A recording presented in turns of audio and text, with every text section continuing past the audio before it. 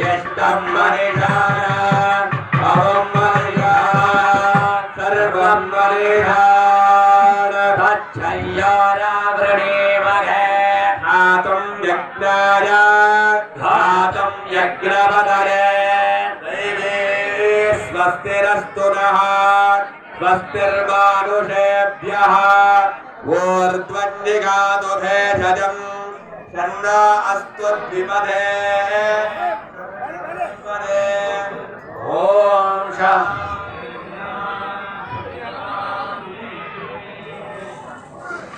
अत्रे भृगुकुत्सवसिष्ठा जामदग्नस्तदैव च आरीत कौशिक काश्यपयश्च सप्तयते ऋषयस्तथा महाविष्णोः विवाहार्थं समुद्रे गृहमिष्यते सप्तर्षिभ्यो नमः आवाहयामि आसनं समर्पयामि भो समुद्र वयं सर्वे सम्बन्धाः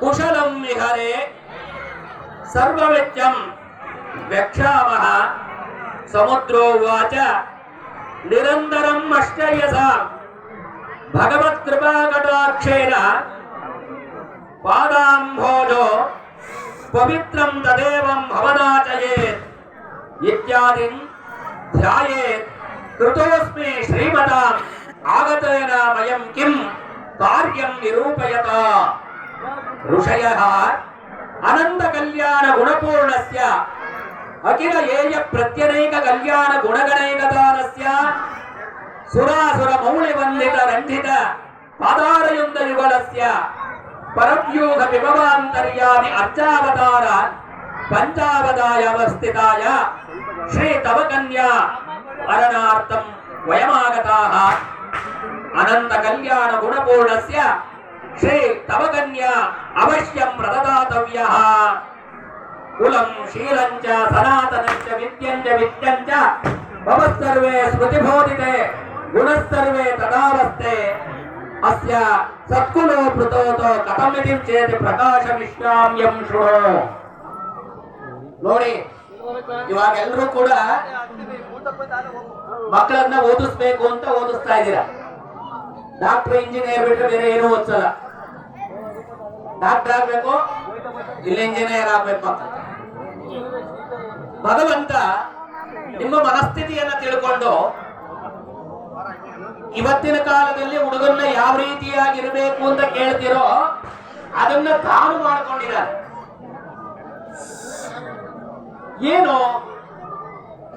ಜಾತಿ ಯಾವುದು ಅಂತ ಭಗವಂತನೇ ನೀವು ಜಾತಿ ಜಾತಿ ನಮ್ಮ ಜಾತಿಯವರೇ ತರಬೇಕು ಅವ್ರಿಗೆ ಮದುವೆ ಆಗ್ಬೇಕು ಆ ಹುಡುಗರಿಗೆ ಮದುವೆ ಆಗ್ಬೇಕು ಅಲ್ವಾ ಬೇರೆಯವ್ರು ಬಿಟ್ಟಂದ್ರೆ ಬೇರೆಯವ್ರು ಆಗಲ್ಲ ಹಾಗೆ ಓದ್ತಾ ಇರೋ ಮಕ್ಳಿಗೆ ಕೊಡಬಾರ್ದು ರೈತರ ಮಕ್ಳಿಗೆ ಮನೆಯಲ್ಲಿ ಹೆಣ್ಮಕ್ಳನ್ನ ಕೊಡಬಾರ್ದು ಕೆಲಸದವರಿಗೆ ರೈತರಾಗಿದ್ರು ಕೆಲಸದವರಿಗೆ ಹುಡ್ಕೊಂಡು ಕೊಡೋದು ಅಲ್ವಾ ಹಾಗೆ ಭಗವಂತನಿಗೂ ಕೂಡ ಮದುವೆ ಮಾಡಿಸೋದಕ್ಕೆ ಯಾರು ಬಂದಿದ್ದಾರೆ ಅಂದ್ರೆ ಸಪ್ತ ಋಷಿಗಳು ಬಂದಿದ್ದಾರೆ ಶ್ರೀಮನ್ನಾರಾಯಣನನ್ನ ವಿವಾಹ ಮಾಡಿಸ್ಲಿಕ್ಕೆ 7 ಜನ ಋಷಿಗಳು ನಿಂತಿದ್ದಾರೆ ಯಾರ ಹತ್ರ ಇದ್ದಾನೆ ಲಕ್ಷ್ಮಿ ಅಂದ್ರೆ ಸಮುದ್ರ ರಾಜನ ಬಳಿ ಇದ್ದಾಳೆ ಲಕ್ಷ್ಮಿ ಯಾಕೆ ಸಮುದ್ರ ರಾಜನ ಬಳಿ ಇದ್ದಾಳೆ ಅಂದ್ರೆ ದೇವಾಸುರರು ಸಮುದ್ರ ಮಥನ ಮಾಡುವಂತಹ ಸಂದರ್ಭದಲ್ಲಿ ಮಂದರ ಪರ್ವತವನ್ನ ಮಂತನ್ನಾಗಿ ಆದಿಶೇಷನನ್ನ ಹಗ್ಗವನ್ನಾಗಿ ಮಾಡಿಕೊಂಡು ರಾಕ್ಷಸರು ಮತ್ತು ದೇವತೆಗಳು ಅಮೃತಕ್ಕೋಸ್ಕರವಾಗಿ ಸಮುದ್ರವನ್ನ ಕಡದಂತಹ ಸಂದರ್ಭದಲ್ಲಿ ಆ ಸಮುದ್ರದಲ್ಲಿ ಉಚ್ಚೈಷವಸ್ತುಗಳಾಗಿರ್ತಕ್ಕಂತಹ ಅಮೃತ ಹಾಲಾಹಲ ಹಾಗೆ ಮಹಾಲಕ್ಷ್ಮಿ ಕುದುರೆ ಗಜ ಕಲ್ಪವೃಕ್ಷ ಎಲ್ಲವೂ ಕೂಡ ಸಮುದ್ರದಲ್ಲೇ ಉತ್ಪನ್ನವಾಯಿತು ಆ ಕಡದಂತಹ ಸಂದರ್ಭದಲ್ಲಿ ಅಂತಹ ಸಂದರ್ಭದಲ್ಲಿ ಉತ್ಪನ್ನಳಾದಂತಹ ಮಹಾಲಕ್ಷ್ಮಿ ಸಮುದ್ರದ ಮಗಳಾಗಿ ಪಾಲನೆಗೊಂಡಿದ್ದಾಳೆ ಅವಳು ವಿವಾಹ ಯೋಗ್ಯಳಾದ ವ್ಯವಸ್ಥೆಗೆ ಬಂದಿದ್ದಾಳೆ ವಿವಾಹ ಮಾಡಬೇಕು ಅಂತ ಏನ್ ಸಮುದ್ರ ರಾಜ ಯಾರು ಸಪ್ತ ಋಷಿಗಳನ್ನ ಬನ್ನಿ ಅಂತ ಕರೆದಿಲ್ಲ ಆದರೆ ಋಷಿಗಳಿಗೆ ಗೊತ್ತಿದೆ ಶ್ರೀಮನ್ನಾರಾಯಣನಿಗೆ ಯೋಗ್ಯವಾದ ಕನ್ಯೆ ಎಲ್ಲಿದೆ ಅಂತ ಅದಕ್ಕೆ ನಾರಾಯಣನ ಪರವಾಗಿ 7 ಋಷಿಗಳು ಕೂಡ ಸಮುದ್ರ ರಾಜನ ಬಳಿಗೆ ಹೋಗಿ ಕೇಳ್ತಾ ಇದ್ದಾರೆ ನೋಡಪ್ಪ, ಶ್ರೀಮನ್ ನಾರಾಯಣ ಇದ್ದಾನೆ, ಆ ನಾರಾಯಣನಿಗೆ ವಿವಾಹ ಮಾಡಬೇಕಾಗಿದೆ, ವಿವಾಹಕ್ಕೋಸ್ಕರ ನಿನ್ನ ಬಳಿ ಇರುವಂತಹ ಕನ್ಯೆಯನ್ನು ಕೊಟ್ಟು ವಿವಾಹ ಮಾಡು ಎಂಬುದಾಗಿ ಕೇಳ್ತಾ ಇದ್ದಾರೆ. ಸಮುದ್ರ ರಾಜ ಯಾರು ಮನೆಗೆ ಬಂದ್ರೆ ಉಪಚಾರ ಮಾಡಬೇಕು, ಮೊದಲು ಉಪಚಾರ ಮಾಡಿದ್ದಾನೆ. ಒಂದು ವಿಚಾರ ಕೇಳಿದಾಗ ಈ ರೀತಿಯಾದ ವಿಚಾರವನ್ನು ಹೇಳಿದ್ದಾರೆ.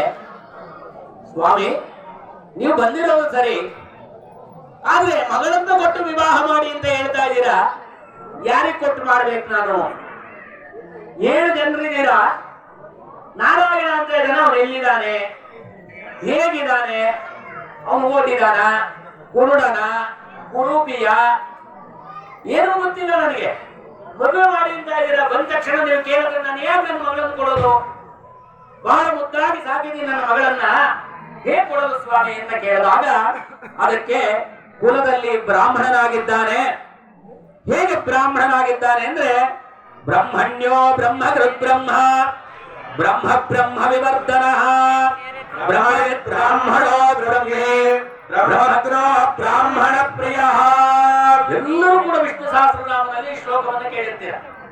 ವಿಷ್ಣು ಸಹಸ್ರನಾಮವನ್ನ ಕೇಳಿದವರೆಲ್ಲರಿಗೂ ಕೂಡ ಈ ಶ್ಲೋಕ ಕೇಳಿರುತ್ತೆ. ಆದ್ರಿಂದ ಅವರ ಬ್ರಾಹ್ಮಣತ್ವವನ್ನು ಪ್ರತಿಪಾದನೆ ಮಾಡಿಕೊಂಡಿದ್ದಾನೆ. ಯಾರು? ಶ್ರೀಮನ್ ನಾರಾಯಣ ಎಂಬುದಾಗಿ ಋಷಿಗಳು ಹೇಳ್ತಾ ಇರೋದು. ನಾರಾಯಣ ಹೋಗಿ ಹೇಳಿಲ್ಲ, ನಾನು ಮದುವೆ ಆಗ್ತೀನಿ ಹುಡುಗಿ ಕೊಡಿ ಅಂತ ಅವ್ನು ಕೇಳಿಲ್ಲ.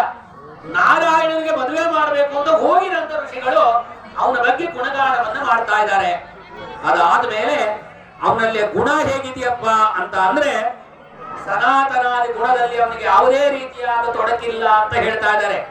ಹೇಗಿದೆ ಅಂದ್ರೆ, ಸನಾತನ ಗುಣದಲ್ಲಿ ವಾಮನಾವತಾರದಲ್ಲಿ ಕಶ್ಯಪ ಬ್ರಹ್ಮತ್ವದಲ್ಲಿ ಅವತೀರ್ಣನಾದ ಶ್ರೀಮನ್ ನಾರಾಯಣ ಬಂಧು ವಿಭೂತಿರ್ನಾಮದಲ್ಲಿ ಅವನ ಸತ್ವಗುಣವನ್ನ ಪ್ರತಿಪಾದನೆ ಮಾಡಿದ್ದಾನೆ.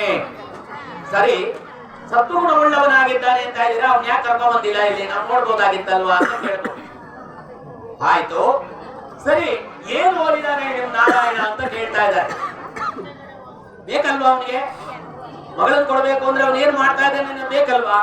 ಆಗ ಹೇಳ್ತಾ ಇದ್ದಾರೆ, ಸರ್ವೋತ್ಕೃಷ್ಟವಾದಂತಹ ಜಗತ್ತಿನಲ್ಲಿರ್ತಕ್ಕಂತಹ ವೇದ ವಿದ್ಯೆ ಏನಿದೆಯೋ ಅಂದ್ರೆ ಉಚ್ಛ್ವಾಸ ನಿಶ್ವಾಸ ರೂಪದಲ್ಲಿ ಹೊಂದಿದ್ದಾನೆ ಅವನು. ಉಸಿರಾಟವೇ ಜಗತ್ತಿನ ಎಲ್ಲಾ ವಿದ್ಯೆಯೂ ಕೂಡ ಅವನು ಉಸಿರಾಟ ಅಂತ ಹೇಳ್ತಾ ಇದ್ದಾರೆ. ಸ್ವಾಮಿ, ಉಸಿರಾಟ ಮಾಡ್ಕೊಂಡು ಏನ್ ಮಾಡೋದು? ನನ್ನ ಮಗಳಿಗೆ ಸಂಸಾರ ಮಾಡೋದಕ್ಕೆ, ಅವನಿಗೆ ಸಂಪಾದನೆ ಮಾಡೋದಕ್ಕೆ ಓದಿರಬಾರ್ದ ಸ್ವಾಮಿ ಅಂತ ಕೇಳ್ತಾ ಇರೋದು ಅಲ್ವಾ? ಹಾಗೆ ಈ ರೀತಿಯಾಗಿ ಕೇಳಿದಾಗ ಅದಕ್ಕೂ ಕೂಡ ನೋಡಪ್ಪ, ಜಗತ್ತಿನ ಎಲ್ಲಾ ವಿದ್ಯೆಯಲ್ಲೂ ಅವನೇ ಅಧೀನವಾಗಿದೆ, ಅವನಿಗೆ ವಿದ್ಯೆ ಬೇಕಾಗಿಲ್ಲಪ್ಪ, ಅವನು ಸಂಸಾರ ಮಾಡೋದಕ್ಕೆ ವಿದ್ಯೆ ಬೇಕಾದ ಸ್ವಾಮಿ ಇದ್ದಾಗ ಅದಕ್ಕೆ ತೊಡಕಾಗೋದಿಲ್ಲ ಅಂತ ನಿವಾರಣೆ ಮಾಡಿಕೊಂಡಾಗ ಐಶ್ವರ್ಯ ಹೇಗಿದೆ ಅಂತ ಕೇಳ್ತಾ ಇದ್ದಾರೆ. ದುಡ್ಡು ಕಾಸು ಇಟ್ಟಿದಾನ, ಮದುವೆ ಮಾಡ್ಕೊಂಡ್ರೆ ನಮ್ಮನ್ನೇನು ಬಂದು